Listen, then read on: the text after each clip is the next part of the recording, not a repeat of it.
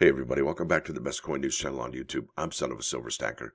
In today's Numismatic News and Information for the 11th day of December 2023, I'm going to welcome you over to moneymetals.com so we can check out those live spot prices as well as the availability and the premium for the 23 American Eagle. After that, we'll head over to Numismatic News, and it asks the question, what is your numismatic legacy? And if you're not sure, well, there's another resource that I've got here, what to do if you inherited a coin collection or if you inherited a coin hoard, right? Because there is a difference there. Now, with that said, let's get busy. Don't forget to like, share, and subscribe. We're trying to get to 10,000 subs here so we can start selling the Son of a Silver Stacker merchandise on the official YouTube store. So that'll be pretty sweet. Now, over here to Money Metals. Gold is down 11.30 to 2,475. Silver down 12 cents to 23.8. Platinum up $2 to 936.75, and palladium up $3 even, Steven, to 984.45. You're looking at an in-stock American Silver Eagle whose premium is $7.49, and they're going to sell those to you for $30.57, and they'll buy them back for $24.70. That seems like a losing bet to me, but that's just my opinion. Now here we go with the bullion sales. These are updated every weekday by 5 p.m. Eastern, and we could see some new sales develop here for December, unless the United States Mint is only working on the 2024 American Silver Eagles. Now over here to Numismatic News, and there's an article by Patrick Heller dated December 7th, 2023. Title of this article is, What Will Be Your Numismatic Legacy? You've spent years building your collection. What happens to it when you're gone? That's a really great question, as we are only stewards of these collections that we are amassing at this point, right?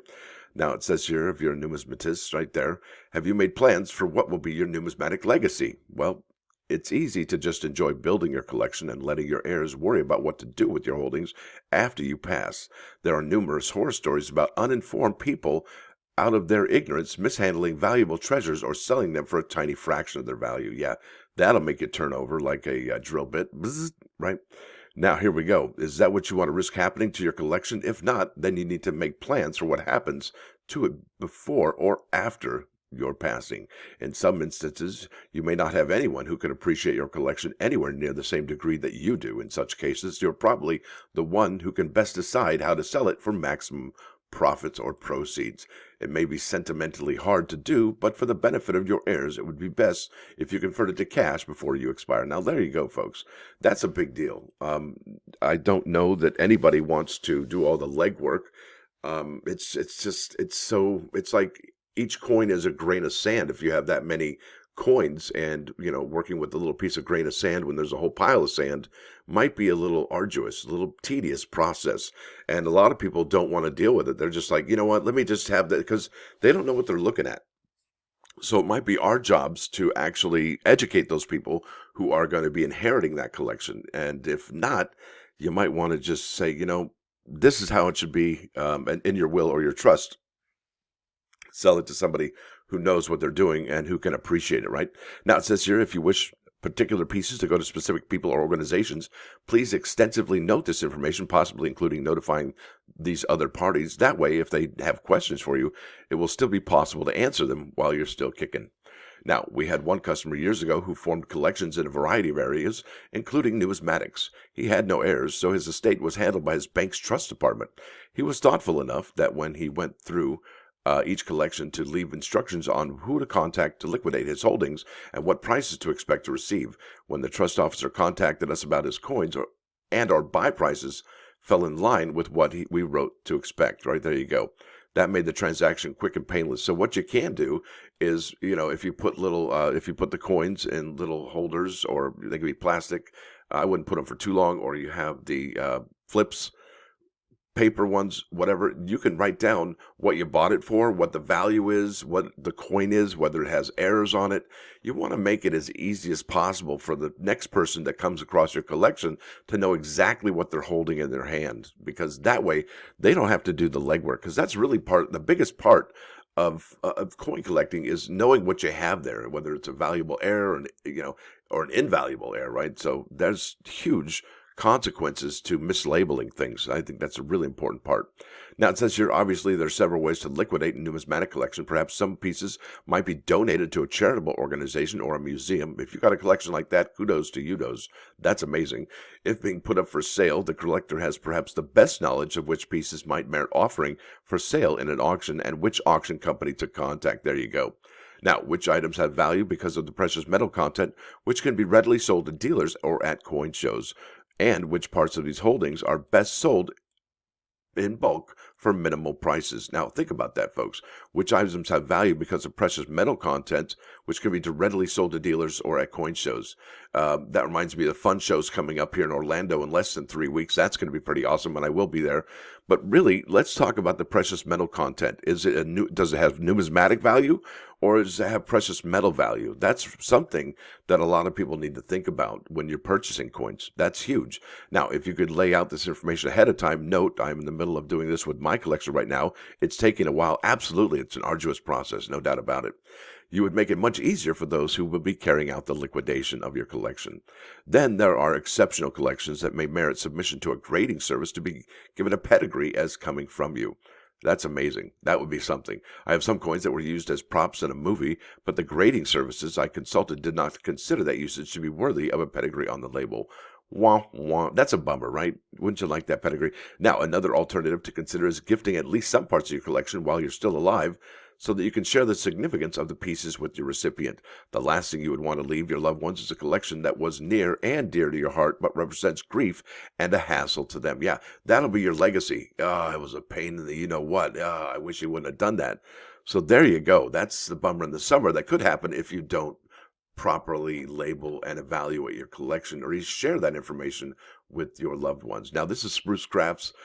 This is a great website, even though it's kind of surprising. And I was very happy. Now, this is by James Bucky, updated. It looks like 10/31/21, and I can't scroll up.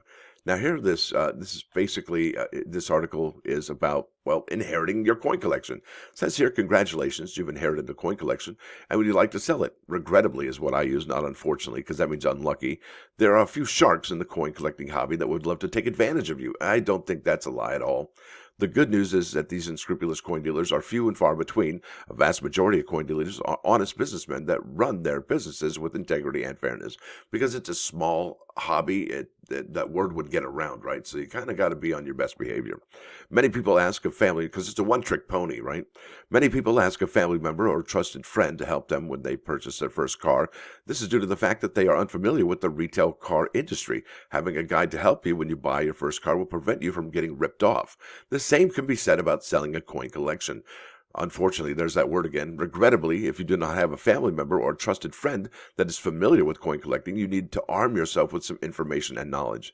And really, if you have a coin collection and you inherit it, that's the very, very first thing you need to do is get some information. And there are awesome books out there, namely the United States Guidebook of Coins right there. All right, Guidebook United States Coins. And even if you only read the first 20 pages in this book, you're good to go. So there isn't much heavy-duty reading there. There's another book here. It is by Beth Deezer.